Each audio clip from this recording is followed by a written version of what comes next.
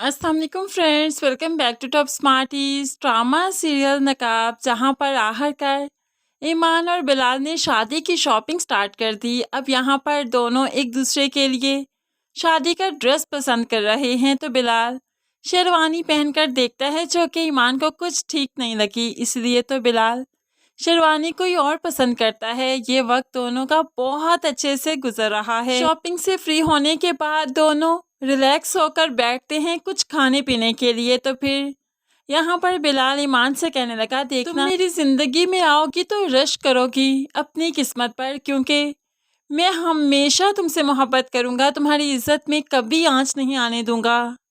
तो यहाँ पर ईमान भी कह देती है, मेरे गरूर को कभी हाथ में मत मिलने दीजिएगा, बहुत गरूर बहुत मान है मुझे मेरी मोहब्बत पर, तो प्लीज कभी मुझे अकेला मत छोड़िएगा, कभी मेरा एतबार मत तोड़िएगा। अब यहाँ पर ईमान और बिलाल एक दूसरे के साथ अपना अच्छा फ्यूचर देख रहे हैं, तो दूसरी तरफ हमेशा यही सोचने में मगन है कि किस तरह से बिलाल को ईमान की जिंदगी से वो दूर करेगा।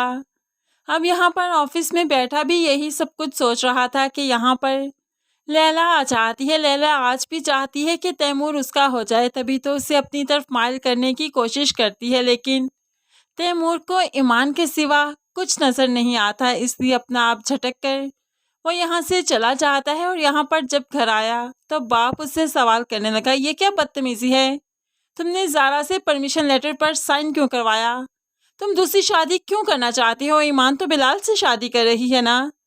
तो यहाँ पर तैमूर कहने लगा, लेकिन ये शादी होने नहीं दूंगा, देखना बहुत बड़ा फसाद होने वाला है इस शादी पर। तो बाप चीख उठा, तुम जानते भी हो क्या कह रहे हो, तुम क्या पागल हो गए हो, उसकी शादी हो रही है, सुकून से उसे उसकी जिंदगी गुजारने दो, तुम अपनी जिंदगी गुजारो।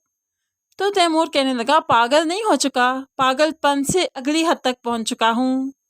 अब तो यहाँ पर बाप जो के बिलाल की मेहंदी पर जाने के लिए तैयार था, तो बेटे का पागलपन देखकर उसे यहाँ पर ऐसे ही छोड़कर नहीं जा सकता, इसलिए तो जाते जाते उसका दरवाज़ा बंद कर जाता है।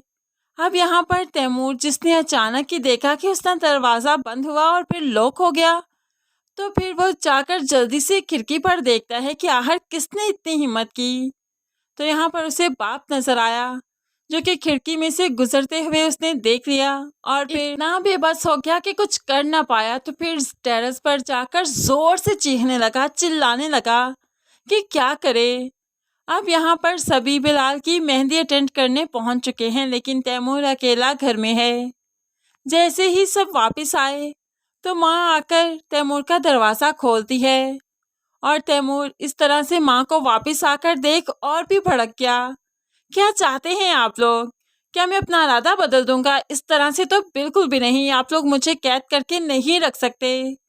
तो माँ कहने लगी, आज इसकी मेहंदी हो गई, कल बारात हो जाएगी, तुम क्यों अपनी जिंदगी को अजियत में डाल रहे हो, तुम्हारे बगैर कहे तुम्हारे माथे पर हीरा सजाया था मैंने और तुम्हें उसकी कदर नहीं। तो तैमूर चीख उठा, नहीं चाहिए मुझे वो हीरा, मैं उतार कर फेंक देना चाहता हूँ इस हीरे को और ईमान को अपनाना चाहता हूँ, मेरा बस चले तो उस हीरे की तो जान ले लूँ मैं। अब यहाँ पर माँ कहने लगी, जरा संभल के बेटा जी, जानते नहीं कि उसका भाई डिप्टी कमिश्नर है। तो यहाँ पर तैमूर चीख उठा, उसका भाई कुछ भी है, मुझे तो सिर्फ ईमान चाहिए, और मैं जान चुका हूँ कि ईमान तैमूर और बिलाल में से सिर्फ एक ही हो सकती है और दूसरे को रास्ते से हटना होगा, और इसलिए मैं बिलाल को जान से मार डाल दूंगा, क्योंकि इसके बगैर तो उसने कोई रास्ता नहीं छोड़ा कि वो अपना रास्ता बदल डाले, इसलिए उसका रास्ते से हटना तो बहुत ज़रूरी है।